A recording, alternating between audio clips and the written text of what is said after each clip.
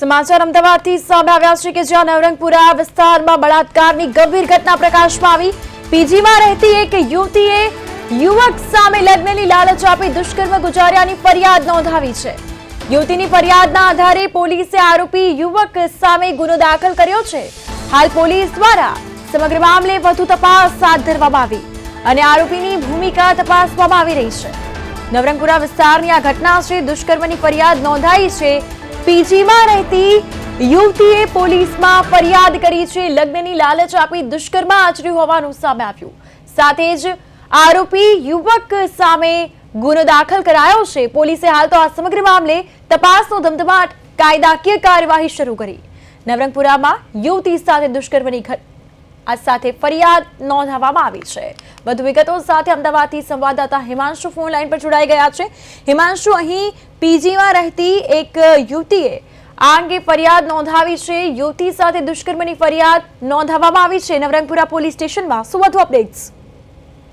જી ચોક્કસથી કૃપા, જે પ્રમાણે નવરંગપુરામાં એક ચોંકાવનારી ઘટના સામે આવી છે, જેમાં એક યુવતી છે જે પીજીમાં રહે છે, તેના પર જે બળાત્કાર કરવાનો જે ગુનો છે તે યુવતી દ્વારા દાખલ કરવામાં આવે છે।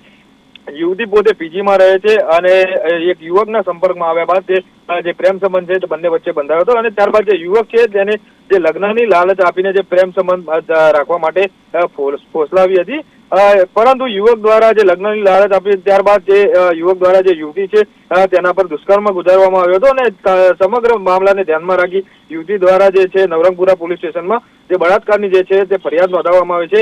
પોલીસ દ્વારા જે ગુનાના આધારે જે ફરિયાદીની શોધખોળ અને જે તમામ જે પાસાઓને ધ્યાનમાં રાખી વધુ તપાસ હાથ ધરવામાં આવી છે। કૃપા। બિલકુલ હિમાંશુ, આપને પૂછવા માંગીશ કે આ જે યુવક છે તે યુવતીના પરિચયમાં કઈ રીતે આવ્યો, તેને લઈને કોઈ અપડેટ્સ વિગતો મળી આવી? જી ચોક્કસ કૃપા, અત્યારે હાલમાં એવી કોઈ માહિતી પ્રાપ્ત થઈ નથી, પરંતુ જે પોલીસ તપાસ છે તે કરી રહી છે। તમામ બાબતોને ધ્યાનમાં રાખી પોલીસ દ્વારા જે તપાસ છે તે કરવામાં આવનાર છે અને સમગ્ર મામલે પોલીસે ગુનો દાખલ કરી જે આરોપી છે તેની ધરપકડ કરવા માટેની જે તજવીજ છે તે હાથ ધરી છે। કૃપા। બિલકુલ હિમાંશુ, માહિતી બદલ